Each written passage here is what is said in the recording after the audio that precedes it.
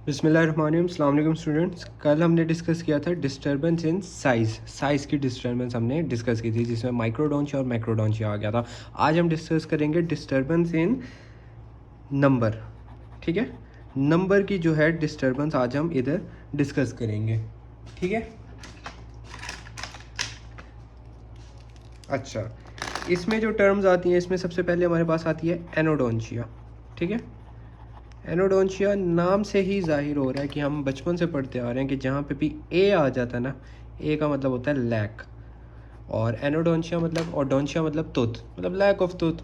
तुथ है ही नहीं, दांत है ही नहीं, कि ऐसी एनोमली अ टोटल जो है, ऐसी anomaly in which total lack of tooth development, tooth की टोटल जो डेवलपमेंट है वो नहीं होगी, जिसको हम कहेंगे एनोडोंशिया। ठीक है, अच्छा, अब एनोडोंशिया होता क्या है बेसिकली? ये बेसिकली एसोसिएट होता है हमारे पास जनरलाइज्ड डिसऑर्डर में। और कौन सा डिसऑर्डर? ये हमारे पास बेसिकली आता है हेरिडिटी एक्टोडर्मल डिस्प्लेजिया। ये हमारे पास आता है हेरिडिटी एक्टोडर्मल डिस्प्लेजिया। ये एक कंडीशन है जो कि एमसीक्यूज में वेरी वेरी इंपॉर्टेंट है। ये आपसे पूछते हैं कि कौन सी कंडीशन में एनोडोंशिया होता है, तो वो हेरिडिटी एक्टोडर्मल डिस्प्लेजिया में होता है। और बेसिकली ये होती क्या है? ये एक्स लिंक्ड रिसेसिव होती है। ठीक है, एक्स लिंक्ड रिसेसिव डिसऑर्डर होता है और मोस्ट कॉमन होता है मेल्स में। ठीक है, अच्छा, अब जो है कि ये एक्टोडर्मल डिराइव है। ठीक है, ये आपके पास क्या है? Ectodermal derive. तो जो जो स्ट्रक्चर हमारे एक्टोडर्म से डेवलप हो रहे हैं, तो वो सारों में डिफेक्ट्स होगा, या वो सारे जो होंगे आपकी लैक ऑफ डेवलपमेंट और डिफेक्ट से जो है प्रोड्यूस होंगे। और एक्टोडर्मल डिराइव में हमारे पास क्या क्या आ जाते हैं? हमारे पास हेयर आते हैं। ठीक है, हमारे पास स्वेट ग्लैंड्स होते हैं। ठीक है, हेयर्स होते हैं, स्वेट ग्लैंड होते हैं, और हमारे पास ये टीथ, ये बेसिकली और एक्सेट्रा, ये हमारे पास एक्टोडर्मली डिराइव डेरिवेटिव और स्ट्रक्चर होते हैं। और जब एक्टोडर्म हेरिडिटी एक्टोडर्मल डिस्प्लेजिया होगा, तो टीथ के साथ साथ हेयर्स और स्वेट ग्लैंड ये भी इफेक्ट होंगे। ठीक है, और मोस्ट कॉमन मिसिंग जो होता है, मोस्ट कॉमन मिसिंग टूथ जो होता है, अगर मैं डिस्कस करूं तो एब्सेंट टूथ वो बेसिकली होता है आपके पास थर्ड मोलर होता है। ठीक है, और उसके अलावा अगर हम बात करें तो मैक्सिलरी लैटरल इंसाइजर हमारे पास मोस्ट कॉमन मिसिंग टूथ होता है। ठीक है, और उसके बाद हमारे पास सेकंड प्रीमोलर, ये बेसिकली मोस्ट कॉमन कंडीशन में हमारे पास एब्सेंट होते हैं। ठीक है, और congenital absent of all third molar common होता है हमारे पास, कॉन्जिनेंटल एब्सेंट होता है। ठीक है, और जब डेसिडस में अगर एब्सेंट होगा ना कोई टूथ, डेसिडस टीथ में, तो वो मोस्ट कॉमन जो होता है वो होता है आपके पास मैक्सिलरी लैटरल इंसाइजर। ये बेसिकली आपका एक एमसीक्यूज़ के पॉइंट ऑफ व्यू से, तो ये टूथ हमारे पास मोस्ट कॉमन होते हैं, एब्सेंट होते हैं। ये एमसीक्यूज़ पॉइंट ऑफ व्यू से है कि एक्टोडर्मल डिराइव को तो ये स्ट्रक्चर के पास हमारे पास डिफेक्ट होगा, या इनकी फॉर्मेशन नहीं होगी, तो ये सारा आपके एमसीक्यूज़ में आ जाता है। ये सारी हमारी बात हो गई किसकी? एनोडोंशिया की। उसके बाद बात करते हैं हम, एनोडोंशिया हो गया, देन हम डिस्कस करते हैं हाइपोडोंशिया।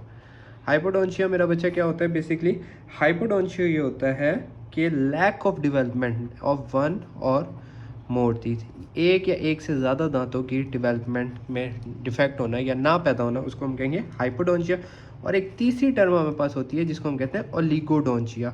ओलिगोडोंशिया से याद रखना है, ओलिगोसेक्राइड्स हम ग्लूकोज के स्ट्रक्चर में हम पढ़ते थे, तो ओलिगो से याद रखना। ओलिगो जब भी वर्ड आता था ना, इसका मतलब होता था 6 कार्बन वाला, 6 कार्बन वाला जो एटम होता था, उसको हम कहते थे ओलिगोसेक्राइड्स। ठीक है, तो ओलिगोडोंशिया से होगा कि लैक ऑफ डेवलपमेंट ऑफ 6 या 6 से ज़्यादा, 6 या 6 से ज़्यादा दांत की जो होंगी, क्या नाम है, 6 या 6 से ज़्यादा दांत की डेवलपमेंटल डिफेक्ट जो होंगी वो होंगी हमारे पास ओलिगोडोंशिया।